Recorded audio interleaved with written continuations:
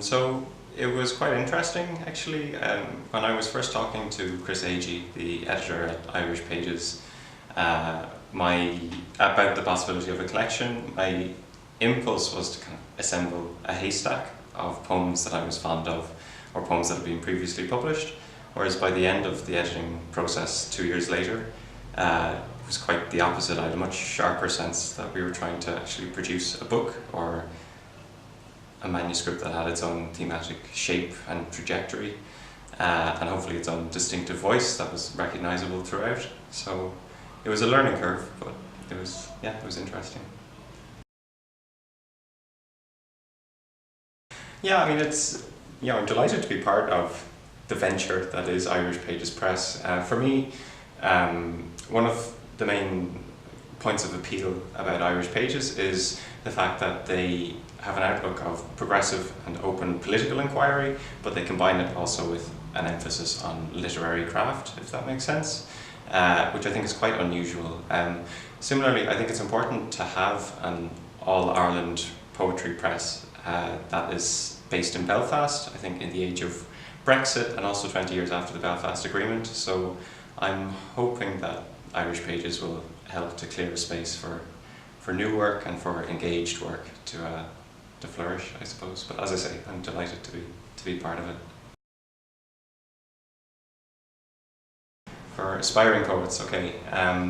So I think sometimes when we talk about poetry, we talk about poetry as if it's something that's already been achieved, or as if it's an achievement, right? Whereas I think for me the experience of reading poetry and trying to write it is very much aspirational still. So I suppose it's cliche, but we're all emerging poets regardless of what other people call us.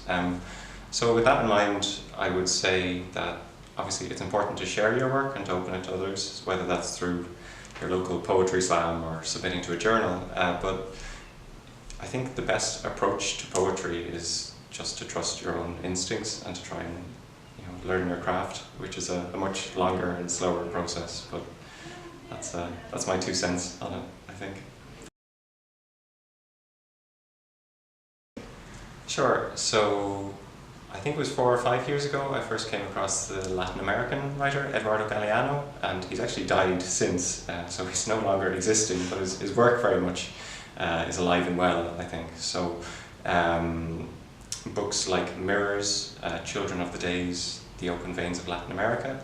And so even though they were prose and non-fiction, and I was encountering them in translation, I still was very much struck by how he seemed to be able to combine kind of a real humanity with a clarity of style, but at the same time was fierce in his commitment to, I suppose, exposing exploitation and injustice without any of those elements being in conflict with the other. So yeah, that was a mind-opening literary encounter for me.